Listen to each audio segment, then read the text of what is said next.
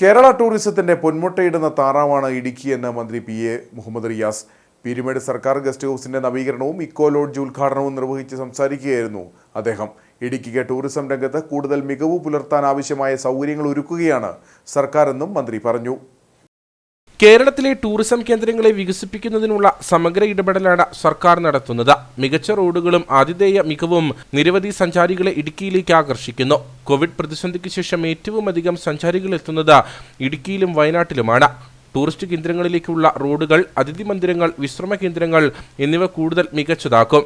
വയനാട്ടിലെയും ഇടുക്കിയിലെയും tourism വികസന പദ്ധതികൾക്ക് വലിയ ശ്രദ്ധയാണ് സർക്കാർ നൽകി വരുന്നത്. ഇടുക്കിയിലെ ടൂറിസം മേഖലയുമായി ബന്ധപ്പെട്ട പ്രശ്നങ്ങൾ വനംവകുപ്പുമായുള്ള ചർച്ചയിലൂടെ പരിഹരിക്കും. മാർച്ച് 24 തിങ്കളാഴ്ച MLAയ്ക്കൊപ്പം വനംവകുപ്പ് മന്ത്രിയുമായി ചർച്ച നടത്തുമെന്നും മന്ത്രി P.A. മുഹമ്മദ് റിയാസ് പറഞ്ഞു.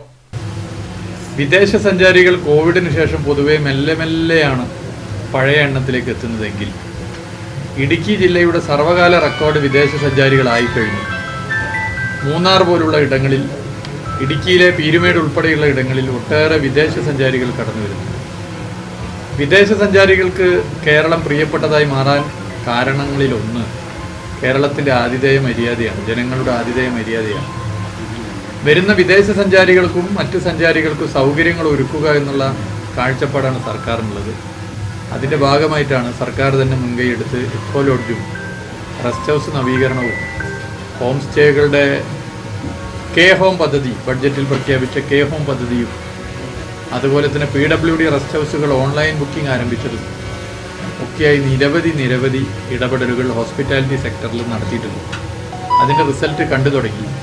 കോവിഡ് സമയത്ത് ഞങ്ങൾ ഇതിൽ കേന്ദ്രീകരിച്ച് പ്രത്യേക പദ്ധതികൾ ആവിഷ്കരിച്ചതിൻ്റെ ഫലം 2021 നടത്തിയ ചില തീരുമാനങ്ങൾ 2025 വലിയ നിലയിൽ ഗുണം ചെയ്തിട്ടുണ്ട്.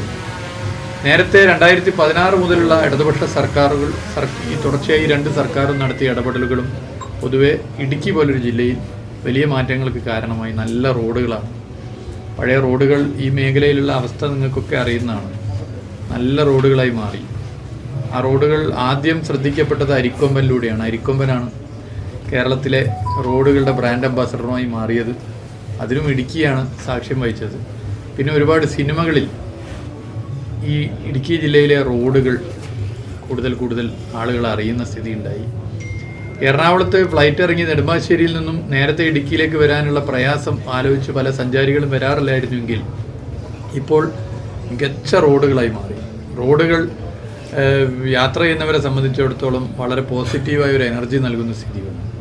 Pathanamthitta, Gavi, Vagamon, Thekkady eco tourism circuit വികസനത്തിന്റെ ഭാഗമായി 5.05 കോടി രൂപ ഭരണാനുമതി നൽകിയതിന്റെ ഭാഗമായാണ് ഇക്കോ ലോഡ്ജ് പൂർത്തീകരിച്ചിരിക്കുന്നത്. 12 മുറികൾ ഉൾപ്പെടുന്ന 2 ബ്ലോക്കുകൾ, അടുക്കള, ഡൈനിങ് ഹാൾ എന്നിവയാണ് പദ്ധതിയിലുള്ളത്. ചുവരുകൾ, തറകൾ, സീലിംഗ് മുതലായവ ശുദ്ധമായ തേക്ക് തടിയിൽ നിർമ്മിച്ചിരിക്കുന്നു. 6 കോടി രൂപ ചിലവിലാണ് ഇക്കോ ലോഡ്ജ് നിർമ്മിച്ചിരിക്കുന്നത്.